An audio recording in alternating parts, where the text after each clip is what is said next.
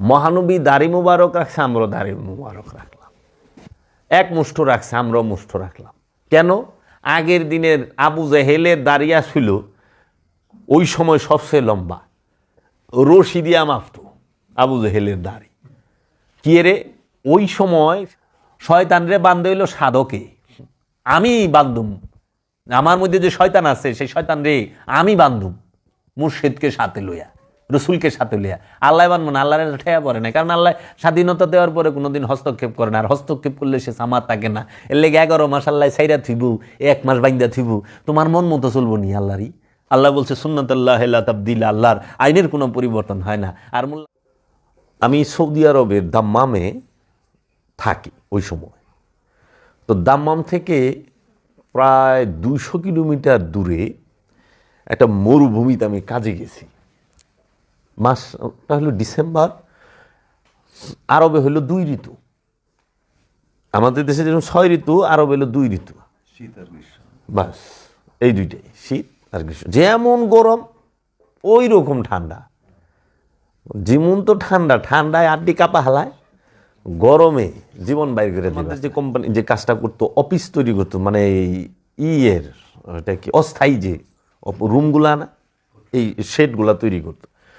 তো এটা ইমার্জেন্সি এবং কোরিয়ান ওর ভাষাও আরবিয়ান বোঝে না, আরবিয়ানের ভাষা কোরিয়ান বোঝে না, আর আমরা তো বাংলাদেশে, আমরা তো আরও বুঝি না। আর ওরে যে ইংলিশ কইব, আবার ইংলিশ বোঝে না। কি একটা মুসিবতে পড়ছি, কোরিয়ান না বুঝে আরবি, না বুঝে ইংলিশ, আবার আমরা না বুঝি কোরিয়ান, না ওরে বুঝাই পারি। ও বেশ কমাইলেই খালি মারে কোরিয়ানে, মানে ও আরবিয়ান নাই, আফ্রিকান সুদানি নাই, ওই ইয়েমেনি নাই, ভারত পাকিস্তানি বাঙালি নাই। ও না বুঝাই পারলেও মারে, ওরে না বুঝাই পারলেও মারে। আবার হইলে বড় অফিসার, মানে প্রজেক্টের মেন দায়িত্ব আছে, ও আবার না করে দিলে প্রজেক্টটা বাদ হয়ে যাব। তো ওই যে একটা কথা আছে না, যেই গরু দুধ দেয়, যেই গায়ে দুধ দেয় ওই গায়ে লাত্তিও বলে ভালা। তখন ও লাত্তিকে দিল আর চুপ সাপ শুয়ে খাইতো, কিচ্ছু করার নাই। তো আমাদের একটা অফিস আজকে যেরকম 17 তারিখ না 18 তারিখ, এই আজকেই দিতে হবে ডেলিভারি, কিন্তু জিনিসটা কমপ্লিট হয় নাই, আরও 6-7 ঘন্টা লাগবো। মানে আমাদের ডিউটি টাইম তো 6টা তুরি, 6-7 ঘন্টা লেগে যাবে এটা কমপ্লিট করতে। আজকে হবে না কালকে, আর ও কইছে যে আজকে, মানে কালকে অফিস আওয়ারের আগে এই জিনিস এখানে আসতে হবে, নাহলে ক্যান্সেল করে দেব। কি একটা মুসিবতে পড়ছি বাবা রে। ডিসেম্বর মাসে এমন শীত, মানে আমরা তো সন্ধ্যায় আয়া পড়ুম, শীতের কাপড়ও নেই, ডিউটি কাপড় পরে গেছি, মানে কাজ তো করতেছি। অন কইছে কোনো যাওয়া যায় চলবো না, আরও 2-3 জন লোক এই অন্য সাইডের থেকে, যেইটা আজকে রাত 12টার মধ্যে কমপ্লিট করে দিয়ে দেবো 12টার আগে। তো কাজ তো দুমসে চলতেছে, 12টার সময় কমপ্লিট হয় নাই। কাজ করতে করতে করতে করতে রাত বেজে গেছে 2:30টার সময় কমপ্লিট হয়েছে।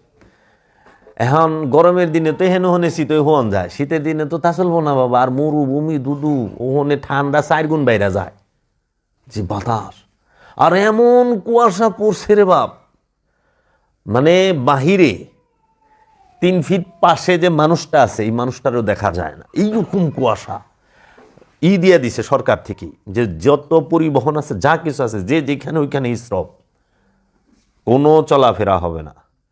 এবং পুলিশ যে ট্রাফিক পুলিশ যারা আছে, তারা ওই পিকআপের নিশানের পিকআপের মধ্যে বড় বড় খুব পাওয়ারফুল 12-13টা লাইট থাকে, লাল নীল হলুদ, এরকম লাইটওয়ালা গাড়িগুলো সব সময় আস্তে আস্তে টহল দিতেছে। আমরা তো বাংলাদেশি, আর আমরা এখানে খাওন নাই কাপড় নাই, এনে এরাই থাকলে আমরা এই না লই যাম। যে শীত যে করে হোক আমাকে যাই, তখন আমরা তো পিকআপ স্টার্ট দিয়ে মেন রোডে কোনো মতো তীরে আয় করছি, এই বড় বড় গাড়ি সব স্টপ। এখন আমরা তো চলছি, কি করুম, ওই নিশানের পিকআপ আমাদের যে হেডলাইট, যত প্রকার লাইট আছে গাড়ির মধ্যে সবই জ্বালাইছে, জ্বালায়া আমরা সামনে তো দেখার কোনো ক্ষমতাই নাই। ওই যে রোডের মধ্যে যে আপনার সাদা মার্কটা না, এই সাদা দাগটা আমরা অনুসরণ করছি, যে যাই করস নাই করস, রুডে ওখানে জ্যামও থাকবো না, ফুল স্পিডে গাড়িও থাকবো না, তুই আস্তে আস্তে করে এই দাগে ডাইনেও যাইস না, বায়ও যাইস না, ডাক্তারে মাঝখানে রাখিস। কারণ যদি ডাইনে যাস তাইলেও ব্রিজ থেকে নিচে পড়ে যাবি, রোডে থেকে আর মরুভূমি তো যাতো ইন্ডিয়ান এলে এমনি হইব, আবার উমরা গেল, আবার পুলিশে ধরলো বিপদ আছে। রাখছে কি যে একটা মুসিবতের মধ্যে পড়ছি, দয়াল ডাক্তারছি একটা যাইতে যাইতে যাইতে যাইতে 2টা পুলিশের গাড়ি হয়েছে যে লাইট জ্বালায়, ওরা তো আমাগো দেখা হালাইছে, দেখায় আমাগো অবস্থা দেখায় অগো মায়া লেগে গেছে, জিটি রে হেনে বাইন দেওয়ার এখন যখন মরে যাব। আমরা শুধু শার্ট পরা। পরে ওরা কি করলো যে 2টা গাড়ি, ওরা করলো তোরা আমাগো খেয়াল করিস, আমরা তো বললো যে একটা পিছনে একটা সামনে, একেবারে সিটি তুরি নিয়ে যাবো। সিটিতে আমাদের অত কুয়াশা নাই, কিন্তু মরুভূমিতে কুয়াশা। আমরা এই লাইট জ্বালায়ও আমরা সামনে যে আমাদের গাড়ি সেটা দেখার আমাদের কোনো উপায় ছিল না। ওই যে দাগ, আমাকে পুলিশের গাড়ি থাকলে কি, আমরা ওই দাগের মধ্যেই অনুসরণে আছি, যে দাগ ছাড়তাম না আমরা, পুলিশ দাগ যে এনে মধ্যে এনে।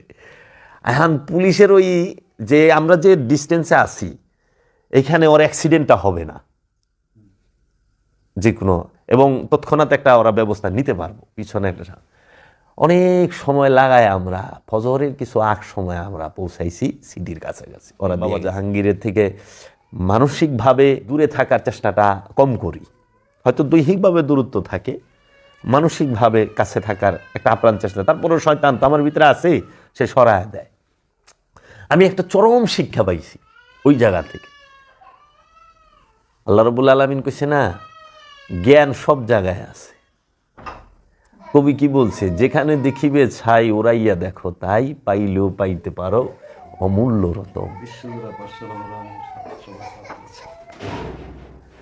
তাহলে এই যে সুন্দর বাণীটা বলল, আমি ওইখানে চরম শিক্ষাটা কি পাইলাম?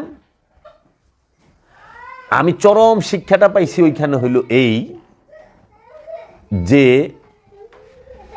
প্রতিটা মানুষ আমরা ঘোর অন্ধকারে ডুইবা রয়েছি। আসলে কি তাই না? আমরা অন্ধকারে নাই। আমরা যদি অন্ধকারে থাকতাম আমাকে একটা গতি হইতো। আমরা অন্ধকারেও নাই, আমরা আছি কুয়াশার মধ্যে। গুটগুটা অন্ধকারের মধ্যে একটা লাইট মারবেন, লাইটের আলোটা আরো পাওয়ারফুল দেখাইব। আপনি লাইটের মধ্যে লাইট মারেন, আলো বোঝা যাইব না, কিন্তু অন্ধকারে মারেন বুঝতে পারবেন আলোর কি পাওয়ার। কিন্তু কুয়াশার মধ্যে মারেন, দেখবেন লাইট কতখানি দুর্বল। এখন কুয়াশাটা কিন্তু লম্বা সময় থাকে না, অল্প সময় থাকে। অন্ধকারটা লম্বা সময় থাকে। অন্ধকার তার একটা লম্বা সময় আছে, কিন্তু কুয়াশার কিন্তু লম্বা সময় নাই। সে অল্প সময়, কিন্তু কুয়াশায় যতখানি ক্ষতি করে অন্ধকার অতখানি ক্ষতি করতে পারে না। কুয়াশায় ভয়ঙ্কর ক্ষতি করে, সেটা হোক ফসলের, হোক রাস্তাঘাটের, হোক জীবনের। অন্ধকার এত ক্ষতি করে না, কুয়াশা যতটা ক্ষতি করে। অর্থনৈতিক, সামাজিক সব দিকে ক্ষতি করে না। তাইলে পরে আমরা আছি কিসের কুয়াশার মধ্যে? আইয়ামে জাহেলিয়াতের যুগে মানুষ অন্ধকারে ছিল, ওটা অন্ধকার যুগ বলা হইতো। এখন কিন্তু আমরা অন্ধকার যুগে নাই, এখন আছি আমরা কুয়াশার যুগে। অন্ধকার যুগটা সইরা গেছে, কিন্তু কুয়াশা এমন ভাবে বসছে আমাদের মধ্যে যে আমরা অন্ধকার থেকে সইরা এখন কুয়াশার যুগে রয়েছি। 5 ফিট সামনে কিছু দেখা যায় না। দাড়িতে 70, একটা দাড়িতে 70টা ফেরেশতা ঝুলে, কিতাবে লেখা থিছে। এখন প্রশ্ন যদি করেন, এটা কি খালি মুসলমানের দাড়িতে? কার দাড়িতে 70টা ফেরেশতা ঝুলে? দাড়ি তো সবার আছে। রবীন্দ্রনাথ ঠাকুরের দাড়ি আছে না? মনমোহন সিংয়ের দাড়ি আছে না? নরেন্দ্র মোদীর দাড়ি আছে না? আচ্ছা, মেসির দাড়ি আছে না? আমাকে বাইতুল মুকাররম মসজিদের দাড়ি, ইমাম সাহেবের দাড়ি আছে না? আমার আছে না? আছে, আমারও দাড়ি আছে। আচ্ছা, তারপরে আপনি একটু চায়া দেখেন তো, পৃথিবীতে যত বিজ্ঞানী আছে বেশিরভাগ বিজ্ঞানীরই দাড়ি আছে। আছে না? আছে। আচ্ছা, ইউরোপিয়ান আমেরিকান এরা দাঁড়িয়েছে। তামিল ছবির হিরোগো দাঁড়িয়ে আছে, কাটাপ্পা, একটা ছবি না কি জানে বাহুবলীতে কাটাপ্পারও দাঁড়িয়ে আছে, তারপরে কি কি জানি না এগো দাঁড়িয়ে, কার দাঁড়িতে 70টা ফেরেশতা ঝুলে? এটা একটা প্রশ্ন আছে না? ফেরেশতা কি সবার দাঁড়িতে থাকে? এই যে আজগবি শরীফের কথাবার্তা, আমরা কিতাব কোরআন শরীফ, হাদিস শরীফ, এই দুইটার থেকে আমরা জ্ঞান পাই। আরেকটা আছে ভয়ঙ্কর জিনিস, সেটা হলো আজগবি শরীফ। এই আজগবি শরীফের থেকে আমরা কুয়াশা পাই। এই আজগবি শরীফই ওয়াজ করা হয় বেশি হাদিস শরীফ কোরআন শরীফ থেকে। হাদিস শরীফ কোরআন শরীফ থেকে ওয়াজটা কম হয়, আজগবি শরীফ থেকে বেশি হয়। যেরকম একজন কইতেছে, আজকে আমাদের মসজিদে শুক্রবার তো ইমাম সাহেব ওয়াজ করতে আছে, আপনি যদি একবার সুবহানাল্লাহ বলেন আপনার জন্য জান্নাতে একটা গাছ বোনা হবে। আচ্ছা, একবার সুবহানাল্লাহ করলে একটা গাছ। আমার ফুবু দিন ভরা তসবি লইয়া এই যে সুবহানাল্লাহ সুবহানাল্লাহ করে সারা যতক্ষণ জাগনা থাকে, মরণের টাইম হয়ে গেছে তো সুবহানাল্লাহ, হের যে পরিমাণ গাছ হইতাছে রে বাবা, এই জঙ্গলে তো থাকবার চাইব না। ক এত পরিমাণ গাছ হের বুনছে, যেমন যদি হের ওই জান্নাতে ছাইরা দেয় যে আপনি এন থাকেন, ও নিশিকা শুরু করবো, এই জঙ্গলে চাচ্ছেন কি আমারে, আমি এন থাকুন না। ক বাবা, তখন যদি অ্যামাজন বনে সুন্দরবনে ছাইরা দেয় তারা থাকবি না? তাহলে এই যে আজগবি শরীফের কথাবার্তা, যে একটা সুবহানাল্লাহ কইবেন, একটা গাছ আনেন, গাছটা বুনবো কেটা? গাছ বুনবার গেলে মাটি লাগবো, আগুন লাগবো, পানি লাগবো, বাতাস লাগবো। চারটে ছাড়া গাছ হবে না। তার মানে জান্নাতে আগুনও আছে, পানিও আছে, মাটিও আছে, বাতাসও আছে, আছে না? হ্যাঁ। গাছ টইবার গেলে আবার ছোটো গেলে একটা ঠেকনা লাগবো, কারণ ঠেকনা ছাড়া তো গাছটা হিলে দিলে যাবো, ভেঙে ভেঙে যাইব তুফান তাফার আইলে।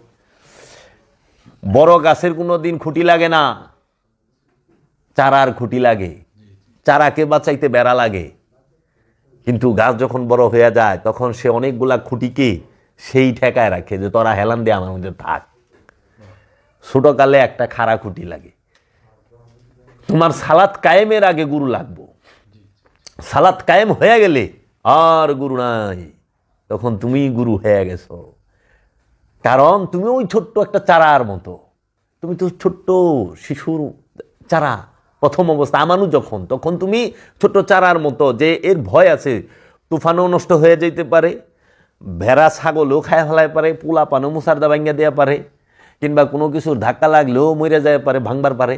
এর জন্য একটা খুঁটা দিয়ে দেয়, একটা বেড়া দিয়ে দেয়, যেন ছাগল বেড়ায় না খাইতে পারে, যেন ঝড়ি তুফানে উপতায় ভাবতায় পইরা না ভাঙ্গে। ঠিক একজন গুরু তার শিষ্যের কাছে এই খোঁটার মতো একটা সাপোর্ট, সবচেয়ে বড় সাপোর্ট, এই বেড়ার মতো সাপোর্ট, যেন খান্নাস রূপী শয়তানের কুমন্ত্রণা আইসা এই নফসটাকে কি না করতে পারে, একদম ধ্বংস করে দিতে না পারে, মাইরা ভালাইতে না পারে, নষ্ট করে না দিতে পারে, বিপথে না নিতে পারে। তখন গুরু ওই খুঁটার মতো তার সাথে সবসময় মিলা থাকে, সেভ করে না, একের মধ্যে রাখার চেষ্টা করে। তাইলে পরে এই যে আমরা এখন এই যে ওয়াজ নসিহত, জান্নাতে যাবার জন্য আমরা পাগল, ডেফিনেটলি, অবশ্যই। কিন্তু আপনি যেমনি কোন জান্নাত যদি এত সস্তা হইতো তাহলে কেমন? আজকে মৌলানা সাহেবের ওয়াজ শুনলাম, যে ইমান সম্পর্কে ওয়াজ করতেছে, তো একটা জায়গায় বলতেছে ইউরোপিয়ান আমেরিকান কিংবা বিধর্মীরা তারা অনেক ভালো কাজ করে, অনেক ভালো কাজ করে, কিন্তু তাদের ভালো কাজগুলোর কোনো মূল্যই নাই। এমনি একটা ঝাঁকি মাইরা করে দিল, কোনো মূল্য নাই, কারণ তারা ইমান আনে নাই। তা আমি কইলাম, এই যে করোনার মধ্যে যে লক্ষ কোটি, এই কোটি কোটি যে করোনা টিকা দিল, মৌলবী সাবু দিয়া বসে, এটার কোনো মূল্য নাই। আরে বাবা, একটু তো দিবেন। ইমান আনেন নাই, বেইমান হয়ে মরছে, কিন্তু কিছুটা হইলেও তো ভালো কাম করছে, কোটি কোটি প্রাণটা তো বাঁচাইছে, বাঁচাইছে না? তাহলে আর আপনারা তো করে সুরে এক ক্লাস পড়া সেপ দিয়ে মলিশ করে পুরা ই করে আবার নিজেরা মাস্ক পিন্দা ঘুরেন। এগুলা হইলে আজগবি শরীফ থেকে নেওয়া। এই আজগবি শরীফ থেকে আমরা যে সময় সরতে পারুম তখন হইল আমাদের জ্ঞান নয়ন কিছুটা হইল খুলব। অনুসরণ আর অনুকরণ এইটা নিয়ে একটা মূল আমাদের মূল বিষয়টা হইল ফাউন্ডেশনটা আগে তৈরি করা।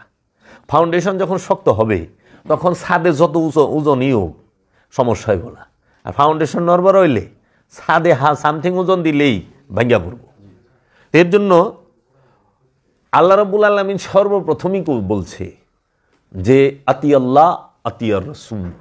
ওয়া নাই কিন্তু আতি আল্লাহ আতিয়ার রসুল, তোমরা আল্লাহর আনুগত্য করো এবং রসুলের আনুগত্য। আত্তাবিউনি, আমার অনুসরণ করো, আমার হাবিবের রসুলের অনুসরণ করো। অনুসরণ কয়জনের করতে কইছে? রাব্বুল আলামিন বলতেছে যে আল্লাহ আল্লাহ রসুলের, আল্লাহ আল্লাহ রসুলের। আল্লাহ কিন্তু কয় না তোমরা আমার নবীর অনুসরণ করো। আল্লাহ বলতেছে তোমরা আমার রসুলের অনুসরণ করো। কেন বললো? কারণ নবী সব জায়গায় যায় না, সবার কাছে যায় না, কিন্তু রসুল সব জায়গায় যায়, রসুল সবার কাছে যায়। এজন্য রসুল সার্বজনীন, রসুল সবার কাছে যায়, কারণ নবীর ভাষা সবাই বুঝে না। আবার একদিকে রসুল নবী সার্বজনীন, প্রত্যেকটা জিনিসের যেরকম ইনি কিন্তু শিক্ষক, এখন কিন্তু উনি শিক্ষক না। এখন আমরা কেউ তারে ভাই বলতাছি, কেউ তারে চাচা বলতাছি। উনি বাড়িতে গেলে ওনারে কেউ বাবা বলবো, কেউ দাদা বলবো, কেউ স্বামী বলবো, কেউ ছেলে বলবো।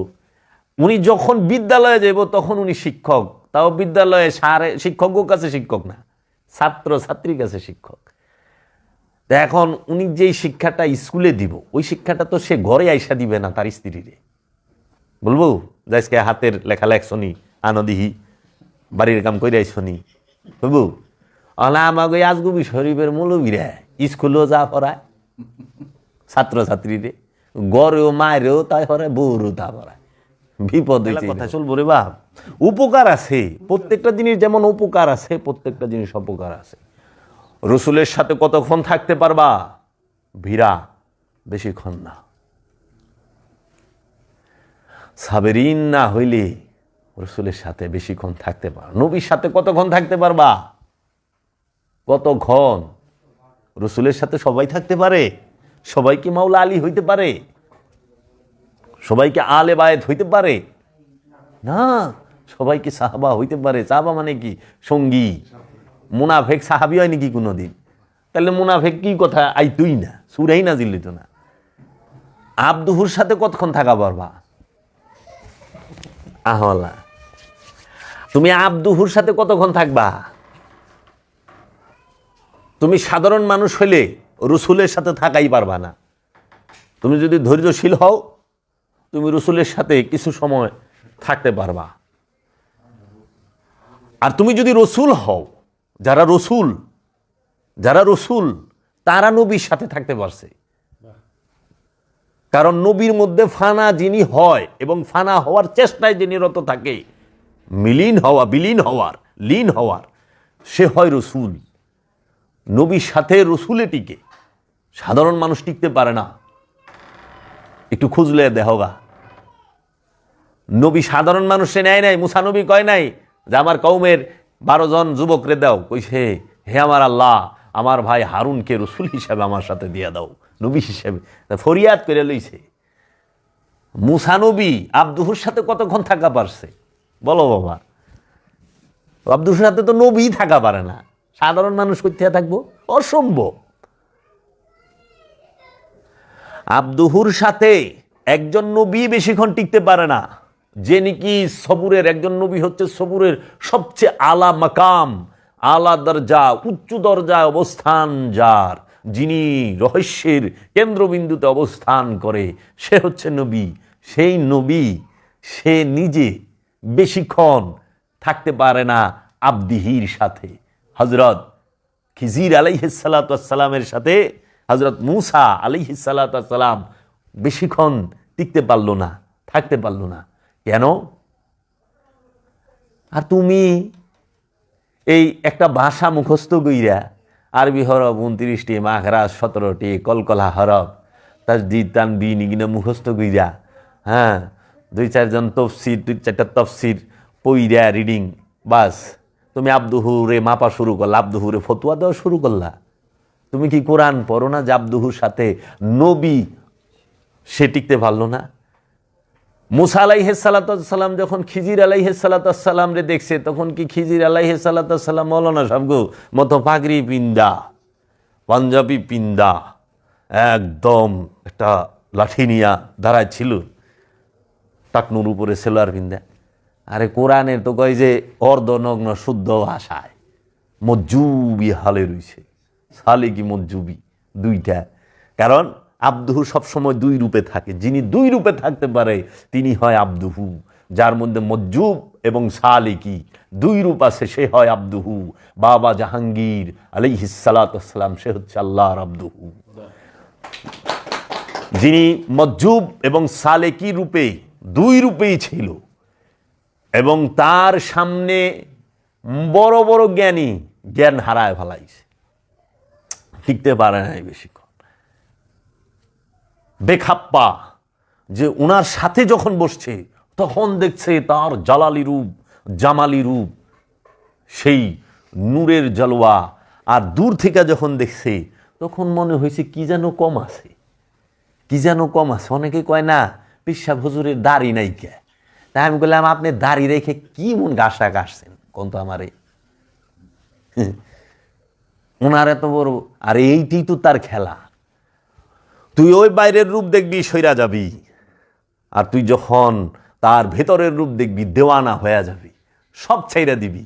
মহানবীর লেগে সালমান ফার্সি বাবা যেরকম ছাড়ছিল না, ঘর ছাড়ছে, বাড়ি ছাড়ছে, সংসার ছাড়ছে, পরিবার সমস্ত কিছু ছাড়ছে, কিচ্ছু রাখে নাই। হযরত জাবের রাদিয়াল্লাহু তাআলা আনহু, সে আল্লাহর হাবিবের জন্য তার সন্তান, দুইটা সন্তানই জবাই হয়ে গেছে, কিন্তু একটা বারের তরে এক ফোঁটা চোখের পানি ফালায় নাই, সামনে বসে নাই, বলে নাই যে ইয়া রাসূলুল্লাহ, ইয়া হাবিবাল্লাহ, আজকে আমার সন্তানগুলো শাহাদাত বরণ করছে না। আরে আমি তো এটা কল্পনাই করতে পারি না, আর এটা বাস্তবে রূপ তুমি, এটা তো অনেক বড় ব্যাপার। তো নবী আব্দুহুর কাছে বেশিক্ষণ টিকতে পারে না, তখনই আব্দুহু বইলা দেয় কালা হাজা ফারিকু বাইনি ওয়া বাইনিকা, সূরা কাহাফ। কালা বলিলেন, অন্য কেউ বলতে পারবো না।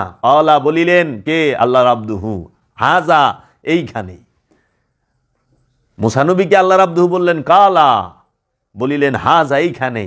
ফারিকু, ফারিকু মানে ভাগ করা, তফাত করা, আলাদা করা, বিচ্ছিন্ন করা। বাইনি ওয়া বাইনিকা, বাইনি মানে আপনার মধ্যে, ওয়া এবং বাইনিকা আমার মধ্যে। আপনার রাস্তায় আপনি, আমার রাস্তায় আমি। এইটি সবচেয়ে গণতান্ত্রিক ভাষা, যে তোমার যেটা ভালো লাগে তুমি সেটা করো। লা ইকরাহা ফিদ্দিন, লা নাই ইকরাহ, জবরদস্তি, ইকরাহা জবরদস্তি, ফি মধ্যে, দিন মানে স্বভাব। দিন শব্দের অর্থ ধর্ম না, স্বভাব। ধর্ম কোনো শব্দই নেই, এটা আমাকে কিনায় বানাইছে। শব্দ হইল ধরম, ধরম, ধরম, ধ বৈষ্ণর ম, ধরম। ওইটারে হিন্দুস্থানীগুলোকে মিলা যায়, হিন্দুগুলোকে মিলা যায়, গন্ধা হেতে কি করণ যায়। আরে একটা কাইটা খালি উপরে একটা রেপ মাইরা দেন, ধর্ম বানায় দেন। ধ আর ম আছে, বৈষ্ণবের কাইটা ফালাই দিয়া রেপ বানায় দিছে। আমরা কাটা ছাটার মধ্যে খুব উস্তাদ, খালি দেহি টাকনুর দিকে খেয়াল, মাথার দিকে খেয়াল। জিকিরে ভালবার বলেছে কিন্তু টুপি পরে না, আবার টুপি পরলে টুপিটা আবার নিয়ে লাগায়, লাইজানি ফেরেশতারা পিটাইব টুপি পরলে। এরকম একটা বাপ নিরিখ পর্যন্ত টুপির দিকে বয়ে রয়েছে। ধরম, এই ধরম শব্দের অর্থ কি? ধর্ম শব্দের অর্থ কি এবং এতে কি বোঝায়? ধতে ধন, রতে রতি, মতে মতি। ধন, রতি, মতি। এই ধন কারে কয় বলো তো? রতি কারে কয়? মতি কারে কয়? তোমরা রতি বানাইছো কারে? তোমরা আমানত বানাইছো কারে? আরে মেয়ে বুঝো কোনটারে রতি, তাহলে তো রতি সবারই আছে, গরু ছাগল বেড়া বকরি, তোমরা যেটারে রতি কও। আমানত আল্লাহরে, আমানত তাকেই বলে যেটা ফেরত যোগ্য। মালিকানা কোনোদিন ফেরত যোগ্য না, নাকি ভাই? মালিকানা ফেরত দেয় না, আমানত ফেরত দেয়। মানুষ আমানতদার, মানুষ মালিক না। আমানতদার দেখে আমানত ফেরত দিতে হবে। কার কাছে? মালিকের কাছে। তার মানে মালিকের কাছে বেশি, তোর কাছে ওন থেকে কিছু রাখছে, তুই রাখ। তাহলে কোন হানকারী কোন হানে জায়গা কিরে? আমানত বুঝতে হবে। এখন আমরা অনুসরণ অনুকরণ করি। কি করলাম? আমাদেরকে বলা হয় আল্লাহর হাবিব হযরত মুহাম্মদ সাল্লাল্লাহু আলাইহি ওয়াসাল্লাম যাহা করেছেন আমাদেরকেও তাহা করতে হবে। আল্লাহ রসুল যেভাবে চলেছেন আমাদেরকে সেভাবে চলতে হবে। আল্লাহ রসুল যা যা করছেন আমাদেরকেও তাই করতে হবে। তো যে বয়ান করতে আছে, যাহারা বলতাছে, যাহারা কিতাবে লিখছে, আমি আমার দিকেও চাইছি, আমি তার দিকেও চাইছি। আসলে সত্যতা কোথায়, কতটুকু মানছি? আল্লাহর রসুল এখন আমাদের বুঝতে হবে অনুসরণ কি আর অনুকরণ কি। অনুসরণ হচ্ছে হাকিকি, মূল। অনুসরণ কাকে বলে? হাকিকিকে, মূলকে। মূল সব সময় অদৃশ্য থাকে, দেখা যায় না। যেরকম একটা গাছের মূল, এটা কিন্তু অদৃশ্য, দেখা যায় না। আপনার একটা মূল আছে, আপনার মূলটা অদৃশ্য, দেখা যায় না। আপনি মূলটারে ডাইকা রাখেন, আর যেটা মূল উগিনে আপনি বাইর করে হাঁটেন, বুঝছেন না? মূল আর মূলে আমি শব্দ তো অনেক সময় অনেকে বুঝে না। তো এখন অদৃশ্য মূল সবসময় ঢাকা, ভেতরগত। আর অনুকরণ এটা হইল মেজাজি। অনুসরণ হইল হাকিকি, অনুকরণ হইল মেজাজি, দৃশ্যমান। মেজাজি মানেই হচ্ছে যেটা দেখা যায়, অনুষ্ঠান, দৃশ্যমান, চোখে দেখা যায়, বাহিরে। তো অনুসরণ আর অনুকরণ। এখন অনুসরণ কি? আল্লাহ বলতেছে আতিয়াল্লাহ আতিয়র রসুল কুনু মাআস সাদিকিন। আল্লাহ এবং আল্লাহ রসুলের অনুসরণ করো, কুনু মাআস সাদিকিন, তোমরা সত্যবাদীর সঙ্গী হও। সত্যবাদীর, তাহলে সত্যবাদীকে আর অনুসরণ অনুকরণ। অনুকরণ আমরা সবাই করি, বিশেষ করে যারা ধর্মযাজক তারা অনুকরণটা বেশি করে, অনুসরণ খুব কম করে। আর সাধারণ মানুষ তো অনুকরণও করবার চায় না, অনুসরণও করবার চায় না। অনুকরণ করা মানা, অনুসরণ করা হুকুম। আল্লাহর রসুলের অনুকরণ করা নিষেধ। কইবেন কই ভাইলেন নিষেধ? সূরা হুজুরাত খুলেন, কি বলতেছে? খবরদার, আমার রসুলের কদমের আগে কদম ভালায়ও না, আমার রসুলের আগে অগ্রবর্তী হইও না, আগে আগে হাইটো না, সাথেও হাইটো না, পিছনে হাঁটো। সাথে হাঁটা কি? আগে হাঁটা কি? অনুকরণ। সাথে হাঁটা অনুকরণ না, পিছনে হাঁটা হইল অনুসরণ। হুকুম নিষেধ। খবরদার, আমার রসুলের সামনে উচ্চ স্বরে কথা বলিও না। আল কোরআন, আজগবি শরীফও না, হাদিস শরীফও না, কোরআন শরীফ। যে আমার রসুলের কণ্ঠের উপরে উচ্চ স্বরে কথা বলিও না রসুলের সামনে। তাহলে অনুকরণ করতে মানা, নিষিদ্ধ। আবার কি বলতেছে? আমার রসুলের ঘরে যায়া কখনো দাস্তাক দিও না, দরজায় টোকা দিও না, নক করো না, ওইখানে ধৈর্য ধরো, চুপ করে বসো। মুর্শিদের দরবারে আসলে, গুরুর দরবারে গেলে যে ভক্ত বলে যে বাবাকে একটু বলেন আমি আইছি, ভাই বাবার একটু কইন আমি আইছি, অনেকে কয়, আমার দরবারেই কয়, ছায়া থাকি, এটাই বেদবি না। এইখানে আল্লাহ বলছে কোরআনে, তুমি সূরা হুজরাত পড়বা, তুমি এখানে ধৈর্য ধরো যেই পর্যন্ত সে তোমার রসুল বের হইয়া না আসে, কিংবা সে তোমাকে না ডাকে। যেই পর্যন্ত বের হয় না সেই পর্যন্ত ধৈর্য ধরে বসো। অন্ত আমার পীর মুর্শিদেরা ঘুমাইলেও আমরা বাবার একটু উঠবার কর না, আমি যাম, আমার কাম আছে, আমার ডিউটিতে যাইতে। আশ্চর্য, বুঝছেন? রসুলের সামনে পা রাখা নিষেধ, তাহলে রসুলের বরাবর বসা কি? বাবা, গুরুর সামনে হাঁটা নিষেধ, গুরুর সামনে পা রাখা নিষেধ, কোরআন এটা, সূরা হুজুরাত। তাহলে রসুলের বরাবরে বসা সবচেয়ে বড় বেদবি না? আবার আল্লাহ ওইখানে বলে দিছে, খবরদারি গিলা করো না, যদি করো আমি তোমাদের আমল জ্বালায়া দিব, হাত করে দিব। একটা হলো জব্দ করা, মানে ক্রোপ করা, যে আটকায় ভালাইছে, আটকাইলে ওইটা ফেরত পাওয়ার চান্স আছে আপিল টাপিল কইরা, কিন্তু জ্বালাই দিলে তার ফেরত পাওয়ার চান্স নাই রে বাপ। আল্লাহ কইছে আমি জ্বালায়া দিব, এরপরও মৌলবীরা রসুলের শান খুঁজা পায় না। ও হাবিরা কিলে বড়াই করো, আল্লাহর হাবিবের দিকে আঙ্গুল তোলো, আল্লাহর হাবিবের বংশের দিকে আঙ্গুল তোলো, প্রশ্ন তোলো। আল্লাহ তো কইতেছে উচ্চ সুরে কথা কইলে, সামনে হাঁটলে এবং দস্তক দিলে, আরো 2-3টা কন্ডিশন দিছে যে এইগুলা দিলে পরে তোর আমলই জ্বালায় দেব। তোর তো বাহাদুরি আমল লই আই, তুমি 12 বছর 30 বছর নামাজ কাজা করো নাই, আমল আল্লাহ কইছে আমলই জ্বালাই দিতাম। যাইবে কি লয়ে গো বাবা, আমলের বড়াই, আমল দিয়া আল্লাহকে রাজি খুশি যদি করান যাইত, তাহলে আজাজিল সবার আগে পারত। তাহলে এখন আহেন আমরা কি করি? আল্লাহর হাবিব টুপি মোবারক পরেছেন, আমরাও টুপি পরব সুন্দর কইরা। কেউ সুক্কা টুপি, কেউ কিস্তি টুপি, কেউ কালা টুপি, কেউ ফাঁসকুল্লি, কেউ জালি, পরি না? হ্যাঁ, আল্লাহর হাবিব পাগড়ি মোবারক পরেছেন, আমরাও পাগড়ি পরব ওইভাবে। হ্যাঁ, আচ্ছা, আল্লাহর হাবিব মানে পাগড়িও আবার এক এক পাগড়ি, লাল পাগড়ি, পিলা পাগড়ি, কালা পাগড়ি, সাদা পাগড়ি, সবুজ পাগড়ি, পাগড়ি শেষ নাই, তাই না?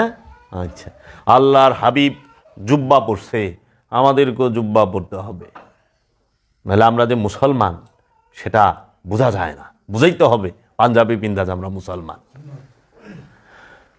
তাইলে পরে পাঞ্জাবিও কিনলাম। বলো তো বাবা, টুপি পরা কি অনুসরণ না অনুকরণ? পাগড়ি পরা অনুসরণ না অনুকরণ? পাঞ্জাবি পরা অনুসরণ না অনুকরণ? মহানবী এক বিদ্যা মেসওয়াক দিয়া দাঁত মারছে, একদম পুরা আদাত মেসওয়াকটা গলার ইত্রি ঢোকায় দেয়, জিবলাটা বাইর করে। কারণ আমি তো আমাকে চতুর্পাশে আমার বাপে মাল্লা নাই, জীবন ভরা হাওড়া গেছে, ডাইলটা দাঁত মাছতে মাছতে জিবলে ঠেলতে ঠেলতে কণ্ঠনালী মোটা হয়ে গেছে গা সব সময়। মেসওয়াক, আচ্ছা, এটা কি অনুসরণ না অনুকরণ? অনুকরণ। গেল, মেসওয়াক কেন ব্যবহার করো? মুখের গন্ধ, দাঁতের গন্ধ দূর হয়ে যাইব। আরবে গেলাম, আরবে দেখি আরবিয়ানরা, ইমাম সাহেব সৌদের আমাদের সে যেরকম হুজুরের ডাকে, খাঁচা পাইছেন না, তাহলে এমন দেব। আর সৌদি আরবে তা নাই, ইমাম সাহেবের ঢুকার দরজাই মুসল্লির দরজা থেকে কম ঢুকে, ইমাম সাহেব দরজাটা ঢুকছে, ঢুকা মাত্র সে হারাই গেছে, আল্লাহ আকামত হয়েছে, কে আইছে কে আহে নাই দেখার সময় নাই। মুসল্লি আজিব কারবার, সেও আল্লাহ নিয়ত বানছে, পকেট থেকে না মেসকটা বাইর করে হুজুরে সোয়া পড়তেছে, আর হ্যাঁ মেসক করবার লইছে। আরে আমাকে এখানে আমরা মাদ্রাসায় পড়ছি, নামাজ ভঙ্গের কারণ 19টি, কোরআন দেখিয়া বললে নামাজ হয় না, ওহন দিই সুন্নি আলেমে কোরআন শরীফ দেখে পড়তেছে, আপনারা ইউটিউবে সার দেন, মোবাইলে সুরা দেখে পড়তেছে। আর আমি নিজে দেখছি, ওই সময় তো মোবাইল ছিল না, আমি 2005 সালের কথা কইতেছি, 6 সালের কথা। বগলতলায় কোরআন লয়ে উঠে পড়ছে, পরে দেখা পইরা আবার থুইয়া, মানে রুকুতে যখন যায় তখন হেলে থয়, সেজদায় যায়, আবার সেজদাতে উঠতে সময় লইয়া বগলতলা আবার সুরা করে আবার তুলে দেখা পড়তেছে। মানে আমাদের কওমি ধারা হইল নামাজ ভঙ্গের কারণ 19টি, তার মধ্যে একটি হইল কোরআন দেখিয়া পড়া, নামাজের মধ্যে নামাজই ভঙ্গ। আর এখানে কি দেখলাম, আর মুসল্লি দাঁত মাছ ভালো হয়েছে, নিরিক বর্জক তাসাব্বুর খুই, তরকে নামাজ পড়বে। এখনও দেখবেন আপনারা যারা আরবে আছে থাকছে, জিগাই দেখেন যে আমি কথাটা মিশা করলাম নাকি। আচ্ছা এটা কোন ব্যাপার? হেরা আবার অন্য ফেরকার না, সুন্নি। অন্য ফেরকালে তো আবার মৌলভী সাহেব কই দিব অমুক তমুক। আচ্ছা গেল। এখন অনুসরণ সবাই করতে পারে না, অনুকরণটা সবাই করতে পারে। একটা পাগড়ি পিনলে সুন্দরই লাগে, পাগড়ি একটা কিনা পিন্দা ভালাইলাম। একটা টুপি বললে ভালো লাগে, টুপি পিন্দা হালাইলাম। আচ্ছা রসুল দাড়ি মোবারক রাখছে, আমরাও দাড়ি রাখলাম। মহানবী দাড়ি মোবারক রাখছে, আমরাও দাড়ি মোবারক রাখলাম। এক মুষ্ঠ রাখছে, আমরাও মুষ্ঠ রাখলাম। কেন? আগের দিনের আবু জেহেলের দাড়িয়া ছিল ওই সময় সবচেয়ে লম্বা, রশি দিয়া মাপত আবু জেহেলের দাড়ি। কি রে, ওই সময় 1450 মহানবীর আবির্ভাবের আগে আরবের নেতা নির্বাচিত হইতইল কি দিয়া? দাড়ি মাইপে। মানে আগে যেরকম লিডার, যে যোদ্ধা, যে শক্তি পালোয়ান, তারে দিয়া। ওখানে রাজা শাসনকর্তা কেমনে নির্বাচন করবো? আগে তো ইলেকশন ছিল না, প্রতীকা ছিল না, বটগাছ মার্কা, এই দানের শেষ নৌক, এগুলা ছিল না। তখন কিন্তু যার দাড়ি যত লম্বা সে ওই বলে আমাগো শাসনকর্তা। ওখানে ওই সময় আবু জেহেলের দাড়ি ছিল সবচেয়ে বড় লম্বা, রশি দিয়া মাপছে, ফিতা দিয়া। এখন দেখা যায় আবু জেহেলের দাড়ি। তারপরে দ্বিতীয় দাড়ি লম্বা ছিল হইল আবুল আহাবের, এই বড় দাড়ি। এলাকা ওখানে বড় দাড়ি এলাকা তো সব তো মিলা যায়। মহানবী কি করলো? এক মুষ্ঠ বুঝ, মানে কাইটা দেও। কারণ ছোট হইলে বোঝা দেবে, কারণ যুদ্ধ হইতো তো, যুদ্ধের মধ্যে তো সৈন্যরা মিলা যায়, বড়া দেয়, কারণ সব পরাত তো, খালি দাড়িটাই তো বেরিয়ে থাকে। তখন কি করতো?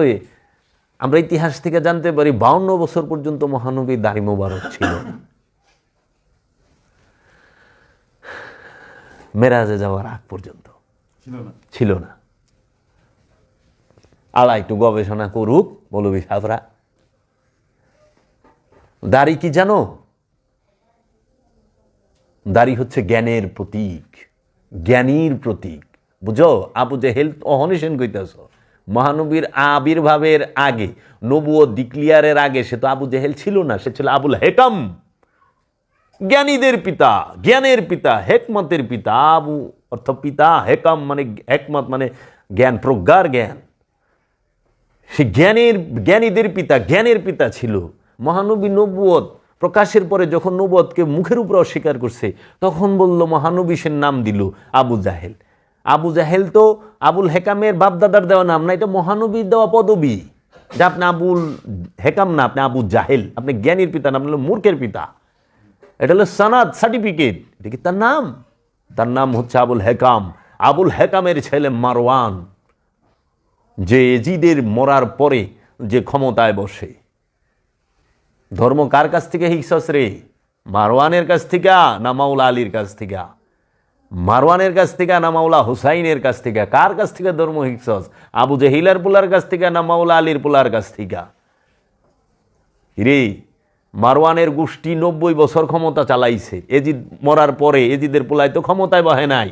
তাহলে এজিদ মরার পরে ক্ষমতায় কে বইল? আরব শাসনকে করলো, মক্কা শাসনকে করলো, হেজাজে মক্কা, হেজাজে মদিনা, দামেস্কের সিরিয়া কে শাসন করলো?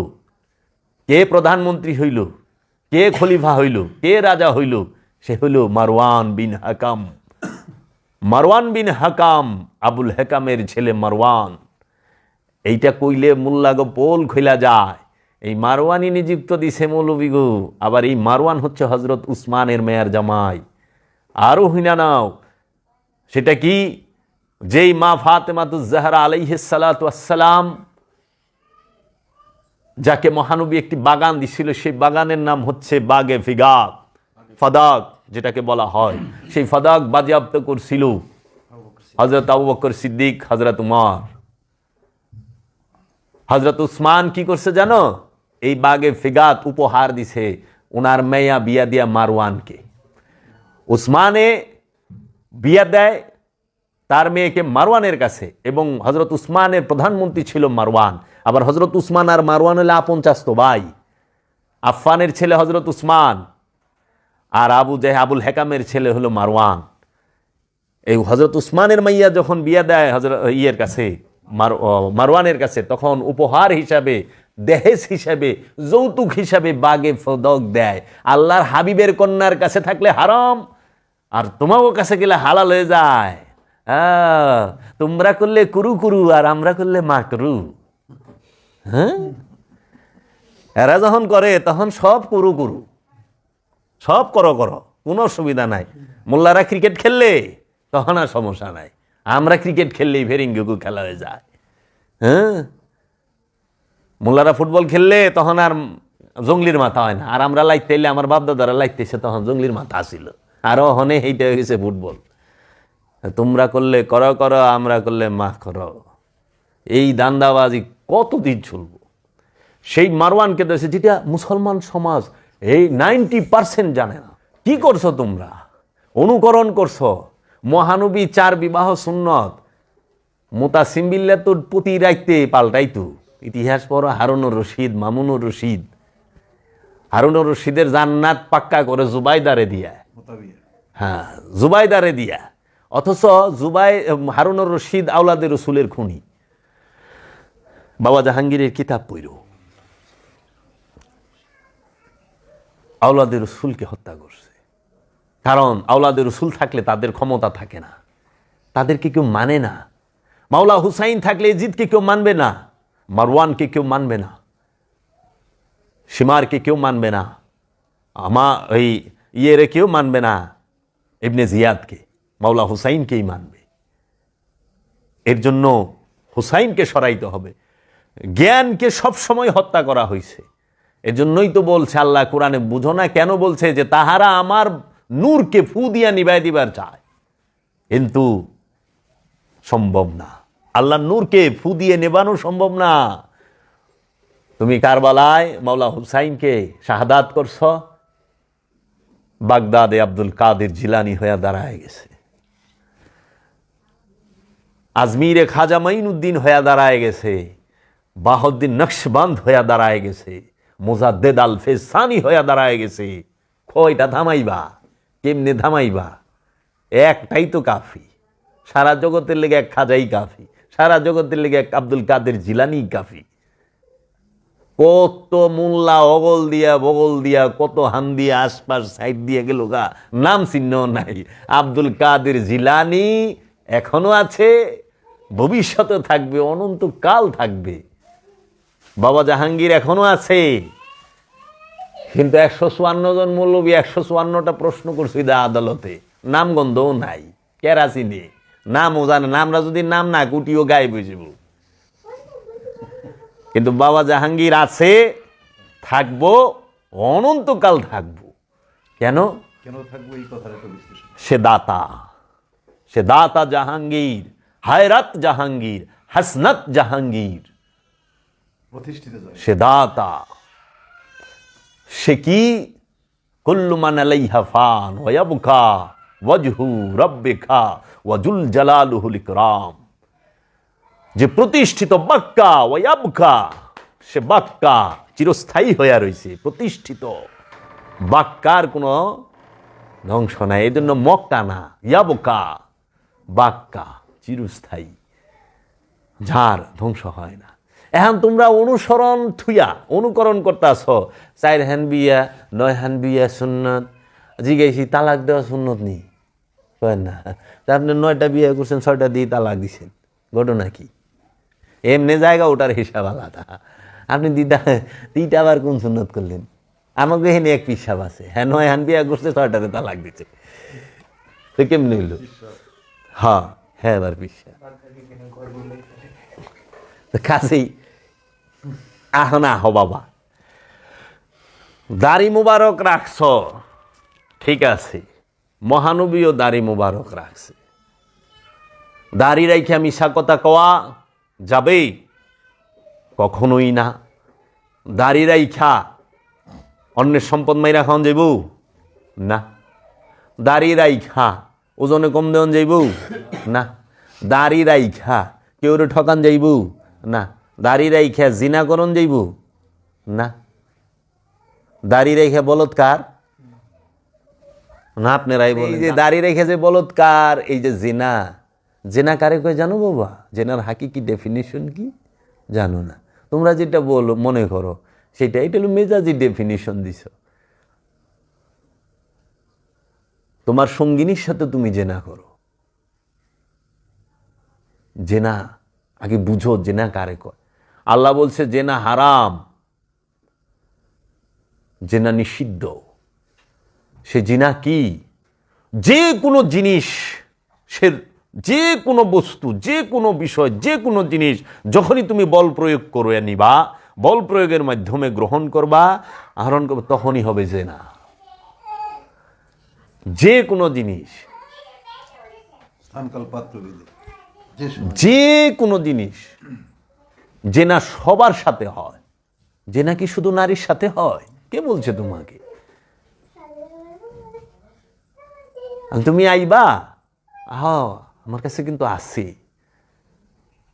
জেনা নারী, জেনা সবার সাথে হয়, শুধু নারীর সাথে না। বল প্রয়োগটাই হচ্ছে জেনা। বল প্রয়োগ করা, ওই যেরকম কাম। কাম বলতে তুমি মনে করছো ফিজিক্যাল রিলেশন, সেক্স না। কাম শব্দের অর্থ হলো আকাঙ্ক্ষা। আকাঙ্ক্ষা, চাওয়া। তোমার কি বাবা চাওয়া নাই? যে কোনো জিনিস, তুমি কি বড় লোক হইতে চাও না? তুমি কামগ্রস্ত। তুমি কি ক্ষমতাবান হইতে চাও না? নেতা হইতে চাও না? কামগ্রস্ত। তুমি কি অমুকেরে পাইতে চাও না? কামগ্রস্ত। তুমি কি তার সুনাম চাও না? সে তোমার সুনাম করুক, কামগ্রস্ত। তুমি কি তার ভালোবাসা চাও না? তুমি কামগ্রস্ত। সবই তো কাম। এই জন্য বাবা জাহাঙ্গীর বলছে কামের থেকেই প্রেমের আগমন। কাম না থাকলে প্রেম নাই। যেই কামে কি, যেই প্রেমে কাম নাই, ওটা কোনো প্রেমই না। কারণ তুমি মুর্শিদকে পাওয়ার আকাঙ্ক্ষা থাকলে তো তোমার মুর্শিদের প্রতি প্রেম আগমন করবো, সৃষ্টি হবে, প্রেম আসবে। মানে তাকে পাওয়ার আকাঙ্ক্ষাই নাই, রসুলকে পাওয়ার আকাঙ্ক্ষাই নাই, খোদারে পাওয়ার আকাঙ্ক্ষাই নাই, নিজেকে চেনার আকাঙ্ক্ষাই নাই, তাহলে তোমার নিজেকে চিনবা কই থেকে? প্রেম আসবে কোথা থেকে? এই জন্য বাবা জাহাঙ্গীর বলছে প্রেম যখন বিন্দু হয়, কাম হয়ে যায় বৃত্ত। আর কাম যখন বিন্দু হয়, প্রেম হয়ে যায় বৃত্ত। এজন্য বৃত্তের সামনে বিন্দু দেখাই যায় না। বৃত্তের সামনে বিন্দু দেখা যায় না। এখন তোমার মধ্যে তুমি বিবেচনা করো যে তোমার মধ্যে কি কাম বেশি না প্রেম বেশি? তোমার মধ্যে কি আছে? তুমি এটা চিন্তা করো। তুমি তোমার সাক্ষী, তোমার সাক্ষী আর কেউ না, তুমি নিজে। তোমার হিংসা কতটুকু আছে তুমি নিজে জানো, তোমার অহংকার কতটুকু আছে তুমি নিজে জানো, তোমার মুর্শিদ তুমি জানো। কিন্তু তুমি ওই যে টুকু একটা কথা কিছু না, সব আল্লাহ ভালো জানে। আল্লাহ ভালো জানে দিয়ে দিছে। কোনটা না বলছে কাম? আল্লাহ ভালো জানে। আচ্ছা, প্রেমটা করলে আবার তুমি ভালো জানো। আমি তোমার এত ভালোবাসি, তুমি তো আমার দিকে চাওই না। প্রেম করলে জানো তোমার যে কাম কত হানি, এটা আল্লাহ ভালো জানে। আচ্ছা, তোমার ব্যাংক ব্যালেন্স, এটা গুলো তুমি খুব ভালো জানো। ওই সময় কোন আল্লাহ ভালো জানে। ভাই আপনার অ্যাকাউন্টে কত কোটি টাকা আছে? ওই সময় গেলে কেন আল্লাহ ভালো জানে, আমার সেক্রেটারি ম্যানেজার ভালো জানে। আমি তো জানি না, আবার গুইনা বাইসা রাখে। তো সব কিছু করলে আল্লাহ ভালো জানে, এটা কয় না। শিয়ান পার্টি, বড় শিয়ান। আল্লাহ কইছে এমনি তো কয় না আল্লাহ খাইরুল মাকিরিন, আল্লাহ হচ্ছে সবচেয়ে বড় কৌশলদাতা, মক্কর বাস। যতই মকরামি করো হেল লগে না। এর লেগে আমি একটা ওয়াজে কইছি, আল্লাহ রাব্বুল আলামিন তোমার মনের খবর রাখে, তোমার মালের খবর আল্লাহ রাখে না। কারণ তোমার মাল তো সব মনের মধ্যে, আর আল্লাহ মনের খবর রাখে সব হেরাতে। মানে ব্যাংকের মালিকে, ব্যাংক আলা, ব্যাংকের ম্যানেজারে জানে না তোমার অ্যাকাউন্টে কত টাকা। মানে তুমি তোমার চেক বই এরা করলে জানে না, তোমার চেক বই জমা বই এরা জানে না তোমার ব্যাংকে কত, কিন্তু ম্যানেজার ঠিকই এটা খোঁচা মারলে বেরিয়ে যাবো যে স্যারের ব্যালেন্স কত। তো বিষয়টা হইল আল্লাহ মনের খবর রাখে, আর তুমি সব কিছু জমা রাখো মনের ব্যাংকে। বাস মনের মালিক হ্যাঁ, এলে কয় আল্লাহ সব জানে। কেমনে জানে? আল্লাহ সামিউম বাসির, আল্লাহ সব দেখে শুনে। কারণ মুখ দিয়ে কইতেছে একটা, মনে তো আরেকটা। মুখ দিয়ে কইতেছে একটা, নারাই তাকবীর কইতেছ না, আল্লাহর তাকবীর, আল্লাহু আকবার, মুখে তো কইতেছ, বাস্তব জীবনে কি ফলছে? তোমার সব কিছুর মধ্যে আল্লাহু আকবার। তোমার সন্তানের উপরে কি আল্লাহ বড়? বুকে হাত দিয়া বলো। তোমার সন্তানের থেকে তোমার কাছে কি আল্লাহ বড়? তোমার সম্পদ থেকে কি তোমার কাছে আল্লাহ বড়? কয়টা খুঁজা পাইবা যে তোমার সম্পদ থেকে তোমার কাছে আল্লাহ বড়? সব সম্পদ জ্বালায় জইলা যাক, আল্লাহরে ডাকবা না সম্পদ বাঁচানোর লেগে। আল্লাহরে পাহারাদার বানাইবা না সম্পদের। আল্লাহরে সম্পদের পাহারাদার বানাইবা না, পারবা? পারবা না তো। এর লেগে জিজ্ঞেস করছি আমি যে আপনি যে বলেন আল্লাহু আকবার, মৌলানা সাহেব বলেন তো আল্লাহ কার বড় আপনার কাছে? আপনার বড় ভাইয়ের বড়, না আপনার আব্বার বড়, না আপনার দাদার বড়? এর থেকে বড় তো আপনার কাছে কিছু নাই, কারণ আপনার বাপে আপনার আগে, আপনার বড় ভাই আপনার আগে, আপনার দাদাও আপনার আগে, বড় তো আপনার। আমরা মুখে বলি, কিন্তু আমরা বাস্তবে কখনোই বলি না, মানি না। কোন ভাবে তোমার কাছে আল্লাহ বড় বলো? তোমার স্ত্রীর থেকে তোমার কাছে আল্লাহ বড়? কেমনে আল্লাহ বড়? তুমি তো স্ত্রীর হুকুম মানো যেমনি আল্লাহর হুকুম টমনে মানো না। তোমার পীর কি তোমার কাছে তোমার বউ থেকে বড়? কেমনে? বউগুলো কেড়ে যাইবে, দাম লাগবে না। ধ্যাৎ, খালি ডেলি ডেলি পীরের বাড়ি যাও, এগুলো কি পাইছ? আচ্ছা আল্লাহ গুলা যায় না। তাহলে তোমার বউ তোমার পীরের থেকে বড়? বাবা কি কষ্ট, এমনি চারিসকে মিলা গেছে। প্রশ্ন কমন পড়ছে, হ্যাঁ কেমন প্রশ্ন? প্রশ্ন কমন পড়ে গেছে। আমার বউ মাঝে মধ্যে কয় এত জান লাগবে না, আমি কই না, আমার পীরে তো তোমার থেকে আমার কাছে বড়, এর লেগে একটু জাল লাগো। অনেকের কাছে আবার টান, একজনের তো সাধনা করছে, বউ কইছে তুমি তোমার পীর চাও না আমাকে চাও, শর্ত দিয়া দিছে। হ্যাঁ পীরই ছেড়ে দিছে বউ, কারণ পীর তো সামনের জন্মে ভাই, এই বউটা যদি সামনের জন্মে না পা। ও বাবা, তোর কাছে কি আল্লাহ বড় না তোর বউ বড়? আমরা খালি হুনি মুখস্থ করি, শব্দের খেলা খেলি, আরবি শব্দ, এই শব্দ কইলে এই সোয়াব, ওই শব্দ কইলে ওই সোয়াব, কিন্তু এর পিছনে যে নিগুড় রহস্য লুকায়া রয়েছে। তাহলে আমার ক্ষমতার থেকে আমার কাছে আমার আল্লাহ বড় নয়? আল্লাহ বলছে হত্যা করা মহাপাপ, হত্যা কইরো না, কিন্তু আমি ক্ষমতায় টিকে থাকার জন্য হত্যা করি। তা আল্লাহ আমার কাছে কেমনে বড় হইল? আমার কাছে ক্ষমতা বড়, আমি মুখে মুখে আল্লাহু আকবার কই। আচ্ছা, আমার কাছে আমার স্ত্রী, আমার সন্তান, আমার সংসার, আমার সম্পদ, এইগুলো থেকে কি আল্লাহ বড় তোমার কাছে বাবা? না। তুমি যারা পছন্দ করো, এ যদি কয় শুক্রবারে জুম্মার নামাজ পড়বার যায় না, তারপরেও কি তুমি যাইবা? এ যদি কয় যাইস খেলো আমরা একটু অমুক জায়গায় যামু, জুম্মার টাইমে রোডঘাট ফাঁকা থাকে, দৌড়ে বেরিয়ে যামুনি, তুমি জুম্মার নামাজ বাদ দিয়ে হেরেলেই বেরিয়ে যাবে, জুম্মার নামাজ কাজা পড়বা। এত আল্লাহ বড়, আল্লাহ বড়। এই সমস্ত কিছুর মধ্যে আল্লাহ বড় কার কাছে জানো? বাবা জাহাঙ্গীরের কাছে। তার সন্তান থেকে তার মুর্শেদ জান শরীফ শাহ সুরেশ্বরী বাবা জাহাঙ্গীরের কাছে বড়। সে জীবনে এক পয়সা সঞ্চয় করে নাই তার সন্তানের জন্য, তার মুর্শেদের নামে উৎসর্গ করে দিছে। তার মুর্শেদকে বাবা জাহাঙ্গীরের মুর্শেদকে ওই আমলে লক্ষ লক্ষ টাকা, 3.5 লক্ষ টাকা একসাথে গুরুদুক কিনা দিছে। স্বাধীনের পরে যখন দুর্ভিক্ষ মিয়া, তার কাছে তার মুর্শিদ বড়, তার সন্তানের জন্য সে রাখে নাই কিছু। আচ্ছা, বাবা জাহাঙ্গীরের বাড়িঘর এই ওহাবি মৌলবীরা জ্বালায় পোড়ায় দিছে। সারা বাংলাদেশের মধ্যে বুক কালেকশনে, কিতাব কালেকশনে 4 নাম্বার ছিল বাবা জাহাঙ্গীর লিস্টে। বাবা জাহাঙ্গীরের কিতাবে 4 নাম্বার ছিল বাবা জাহাঙ্গীর। ইসলামিক ফাউন্ডেশন সে নিজে দেখবার যেত বাবা জাহাঙ্গীরের কালেকশন, ওরে পাওয়ার এত কিতাব সারা বিশ্বের, বুঝো না, একটা দেশের মধ্যে সে 4 নাম্বার। তাও সে বিনয়ের ভাষায় গেছে, কারণ বাবা জাহাঙ্গীর নিজেকে জাহির করতে ভালোবাসতো না, পছন্দ করতো না, সে লুকায়া থাকতো। তার কাছে আল্লাহ বড়, তার কাছে তার মুর্শিদ বড়, বাবা জাহাঙ্গীরের কাছে বাবা জাহাঙ্গীরের রসুল বড়।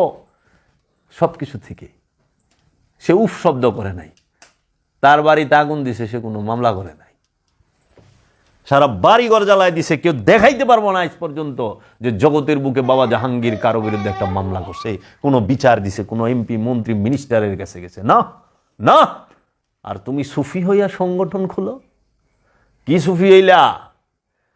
চেয়ারম্যানের কাছে বিচার চেপে যাও, আমাকে জব কইরা ফালাইলে কব মাটি খুই দেয়, চাপা মাটি দেয়, তুমি জীবনে কেউ কাছে মামলা করবার যাবি না, বিচার দিবার যাবি না। যদি বাবা জাহাঙ্গীর থাইকা থাকে সেই দেখে নিব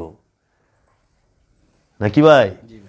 বাবা জাহাঙ্গীরের সাথে যে করছে নির্বংশ হয়ে গেছে গা, বংশে একটা সন্তান ছেলে হয় নাই। এমন হইছে যে বাবা মরতে মরতে সব মরে গেছে, বাসে নাই। 5 তলা বাড়ি ওখানে দুবলা জ্বালায় রয়েছে, কিচ্ছু নাই। এখানে আমি কইতে চাই না কার সাথে জুলাও, ফকির, ফকিরের ক্ষমতা তার রসুল, তার খোদা না। লালন সাইজিকে মারতে মারতে জঙ্গলে পাঠাই দিছে। লালন সাইজি মামলা করবার যায় নাই। নেভার। করতে থাকেন আপনি, কত দূর করতে পারেন। খোদার মায়ের জগতের বাইর। মানুষ তো হাতে পায়ে মারে, খোদায় মারে ডিএনএর মধ্যে, খোদায় মারে স্বভাবের মধ্যে, চরিত্রের মধ্যে মাইরা দেয়। তোর স্বভাব নষ্ট করে দিব খোদা। ওই যে কইছে না সূরা বাকারায়, কি ফাজিয়াদাহুমুল্লাহু মারাদান, বলছে না আলিফ লাম মিম যালিকাল কিতাব লা রাইবা ফি হুদাল লিল মুত্তাকিন আল্লাযীনা ইউমিনুনা বিল গায়ব ওয়া ইউকিমুনাস সালাতা ওয়া মিম্মা রাযাকনাহুম ইউনফিকুন উলাইকা আলা হুদাম মির রাব্বিহিম ওয়া উলাইকা হুমুল মুফলিহুন। খাতামাল্লাহু আলা কুলুবিহিম ওয়া আলা সামিইহিম ওয়া আলা আবসারিহিম গিশাওয়াতুন ওয়া লাহুম আযাবুন আযীম। খোদার মায় খাতামাল্লাহু আলা কুলুবিহিম, আল্লাহ কলবের উপরে খতম মাইরা দেয়, সিল মাইরা দেয়, মোহর মাইরা দেয়। দেখছস আল্লাহর মায়ের কই বাপ? তোর পায়ে না, তোর হাতে না, তোর শরীরে না। কোথায় বাবা মায়ের? খোদার খাতামাল্লাহু আলা কুলুবিহিম ওয়া আলা সামিইহিম। সে শুনবো না, সত্যের ডাক শুনবো না। শোনার মধ্যে খতম মাইরা দিছে, মোহর মাইরা দিছে, কলবের মধ্যে মোহর মাইরা দিছে। ওয়ালা আবসারিহিম, দেখা দৃষ্টির মধ্যে পর্দা দিয়ে দিছে। গিশাওয়াতুম ওয়ালাহুম আযাবুন আযীম, এইটাই সবচেয়ে বড় আযাব, আজিম। খোদার মায়ের কই রে বাপ? কলবে। কলবে কি থাকে? বাড়ি থাকে 5 তলা। মাদবা সাহেব স্যার, কলবে কি 5 তলা বাড়ি থাকে? না। কোটি টাকা জমা থাকে? না। কলবে থাকে লোভ, কলবের মধ্যে থাকে হিংসা, কলবের মধ্যে থাকে অহংকার, কলবের মধ্যে থাকে গীবত, কলবের মধ্যে থাকে ক্রোধ, কলবের মধ্যে থাকে মোহ। তাহলে কাম, ক্রোধ, লোভ, হিংসা, মোহ, মদ, মাৎসর্য যাহা কিছু আছে সব কলবে দিয়ে দেয়। খোদার মাইটটা বুঝছস? ফাজিয়াদাহুমুল্লাহু মারাদুন, ফা সুতরাং জিয়াদা আরো বাড়ায় দেয়। লুভ আগে আসলে 100%, ও হনে কইরা দিছে 400%। লুভ আর শেষ হয় না, সারা দুনিয়া পাইছে তারপরও পেট ভরে না। তখন বলে কি আলহাকুমুত তাকাসুর হাত্তা জুরতুমুল মাকাবির। আলহাকুমুত তাকাসুর, মুখে মাটি দি, ওর গাড়া ভরতাছে না, পেট ভরতাছে না। যেই তুই মুখে মাটি না পড়বো, মুখটা বন্ধ কর, কারণ পেট বড় হয়ে গেছে। মানে পেট মাটি ছাড়া ভরে না বাবা, বুঝছস? খায়া পেট ভরে, কিন্তু খায়া গেলে মন ভরে না, তাই না বাবা? এই দেহটা তৌহিদে বাস করে। তৌহিদ মানে কি বুঝো? তৌহিদ মানে হচ্ছে যেখানে শুধু আল্লাহর হুকুম চলে, রবের হুকুম যেই জায়গায় চলে, শুধু রবের হুকুম যে জায়গাটা আছে ওইটাকে তৌহিদ বলা হয়, ওইটাকে তৌহিদ রাজ্য বলা হয়। রবের হুকুম ছাড়া আর কিছুই চলে না, কোথাও কিছু চলে না, সেই জায়গাটাকে বলা হয় তৌহিদ। দেখো সৃষ্টি রাজ্যে আল্লাহ রাব্বুল আলামিন কইতেছে ইউসাব্বিহু লিল্লাহি মা ফিস সামাওয়াতি ওয়া মা ফিল আরদ, আসমান জমিনে যাহা কিছু আছে সমস্ত কিছু আমি রাব্বুল আলামিনের তাসবিহ পাঠ করে। আল্লাহর তাসবিহ পাঠ, কারণ সব জায়গায় রবের হুকুম চলে। রবের কারো কোনো ইচ্ছা নাই। দেখো যে গাছের ইচ্ছা নাই, মাছের ইচ্ছা নাই, পশুর ইচ্ছা নাই, কারো কোনো ইচ্ছা নাই। যদি ইচ্ছা থাকতো তারা খেতাবালিশ কম্বল খুঁজতো, বাড়িঘর করতো, তারা জমা করতো। জমা কে করে? যার ইচ্ছা আছে সে। ইচ্ছা ছাড়া কেউ জমা করে না। এর লেগা বাবা জাহাঙ্গীর কইছে পশু পেট বইরা খাইতে জানে, গাঠি বইরা নিতে জানে না বাবা। পশু যতক্ষণ পেটে জায়গা ততক্ষণও খাইব, কিন্তু গাঠি বইরা নিব না। মানুষ পেট বইরা খায়ও, গাঠি বইরা লইয়াও যায়। এর জন্য কি করে? এই সমস্ত সৃষ্টি রাজ্য তৌহিদে বাস করে, শুধু মানুষ তৌহিদে বাস করে না। এলে বাবা জাহাঙ্গীর কইছে দেহটা তৌহিদে বাস করে, নফসটা সে কি করে? সে পবিত্র। শুধু অপবিত্র কি? তোমার মন। তোমার মন, এই মনকে তুমি মুসলমান করো, এই মনকে তুমি পবিত্র করো, মুসলমান করো। এই মনের ইবাদত হইল মনের, দাসত্ব হইল মনের, পবিত্রতা হইল মনের। দেহের জন্য পরিষ্কার, দেহ পবিত্র, দেহ সবসময় পবিত্র। এই যে পায়খানা, প্রকৃতির ডাকে আমরা সারা দিয়ে প্রস্রাব পায়খানা, এটা তো আমাদের ন্যাচারাল বিষয়, যেটা আমাদের দেহকে সাস্টেইন করার জন্য, দেহকে বাঁচায় রাখার জন্য, সুস্থ রাখার জন্য এটা হবে। কিন্তু অপবিত্রতা হলো মনে, দেহের কোনো অপবিত্র নাই, দেহ পবিত্র, দেহের আছে অপরিষ্কার, দেহ অপরিষ্কার হয়, দেহ অপবিত্র হয় না, অপবিত্র হয় মন। এই মনকে পবিত্র করো, মনকে মুসলমান করো, মন থেকে খান্নাসকে নয় তাড়ায়া দাও, আর নইলে পরে মুসলমান করো। মুসলমান মানে আত্মসমর্পণ করাও তোমার কাছে, মানে রবের কাছে এবং নফসের কাছে, সে যেন হুকুম শুনে। এর জন্য বাবারে একমাত্র আমানত হইল তোমার মন, ইচ্ছা। তোমার ইচ্ছাটাই হলো রবের আমানত। এই আমানতটাকে আল্লাহ কর্জ চাইছে। এই ইচ্ছাটাকে দিয়া দেওয়া বড় কঠিন। আমার দয়ালে কইছে তুই আজকে আয় পর, আমি যাইতে পারি নাই, আমি ওইভাবে পারি নাই। বুঝছো, আমার দয়ালে কইছে তুই এটা কর, আমি পারি নাই। আমি কেমনে মুক্তি পাবো কও? আমি তো মহা জালিম, আমি তো জুলুমকার, কেউ সাথে যাবে না আমার, কেউ থাকলে তো যাইব, আমার তো কেউ নাই, কেউ নাই আমার। কে আমার? আমার মা বাপ, ভাই বোন, সন্তান, স্ত্রী। এটা তো একটা সামাজিক বন্ধন, এটা একটা পারিবারিক বন্ধন, এটা একটা কি যে আমাদের জন্মগত একটা যেরকম দেখো না একটা ফুল, মানে অনেক ফুল একটা সুতার মধ্যে মালা হইয়া থাকে না, অনেক ফুল এক সুতার মধ্যে মালা হইয়া থাকে। যখন ফুলগুলা শুকায় যায়, প্রতিটা ফুল ঝইরা পইরা যায়, কিন্তু সুতাটা গুলো থেকে যায়। বুঝছো বাবা? আমার মা বাপের ঘরে, আমার মা বাপে তারা কি? তারা হইল সুতা, আমরা সব ভাই বোন গেলে হলো ফুল, টাগো। এই ফুলগুলো আমরা এক মালায় গাঁথা রয়েছে, এক সুতার মধ্যে গাইতে আমাকে মালা বানায় রাখছে, কিন্তু ফুলও সুতা না, সুতাও ফুল না, কেউ কারো না। আমি যাহা করুম দেহ আল্লাহর রবের কোরআন মিলা যায়। বাবা জাহাঙ্গীর কোরআন শেখায়, বাবা জাহাঙ্গীর বলছে ওয়ালা তাজিরু ওয়াজিরাতু ইজরা উখরা ওয়া ইন তাদু মাশকালাতিল ইলাহিম লিহা। কখনোই বাপের পাপ ছেলেকে, বাপের শাস্তি ছেলেকে দেওয়া হবে না, সন্তানকে দেওয়া হবে না, সন্তানের শাস্তি পিতা মাতাকে দেওয়া হবে না। যার যারটা সেই সেই পাবে, জাররা জাররা পরিমাণ করলেও সেটাই পাবে। কারো শাস্তি কারো দেওয়া হবে না, কারো সুখ কারো। দেখছো, কেউ কারো না। তো তুমি কার জন্য জমা করো বাবা? তোমার তো আপন কিসে? এটা একটা মায়া। এর জন্য আল্লাহ কইছে আমি দুনিয়া সৃষ্টি করছি মায়া দিয়া, মায়া দিয়া আল্লাহ দুনিয়া সৃষ্টি করছে, এই মায়ার বন্ধনে আবদ্ধ। এই জন্য ইচ্ছাটাকে দিতে হবে যে না, আমার কোনো ইচ্ছা নাই, আমার রসুলের ইচ্ছা এবং আমার মুর্শিদের ইচ্ছা, আমার রবের ইচ্ছা। আমার রব বলছে নিয়ে যাইব, নিয়ে যাও। ইন্না লিল্লাহি ওয়া ইন্না ইলাইহি রাজিউন। ইন্না লিল্লাহ, নিশ্চয়ই আমার রবের থেকে আসছে, ওয়া ইন্না ইলাইহি রাজিউন, আবার তার থেকেই তার মধ্যেই চলে যাও। সব কিছুর মালিক সে। এইখানে যদি তুমি মাইনা নিতে শিখতে পারো, তোমার কোনো দুঃখ নাই, কষ্ট নাই, সব মাইনা নিও যে হ্যাঁ। যখনই তুমি দ্বন্দ্বে মানে বিপরীতে যাইবা, তখনই লাগবো মুসিবত, সেটাও মুর্শিদের তরফ থেকে, রহমত সেটাও মুর্শিদের তরফ থেকে।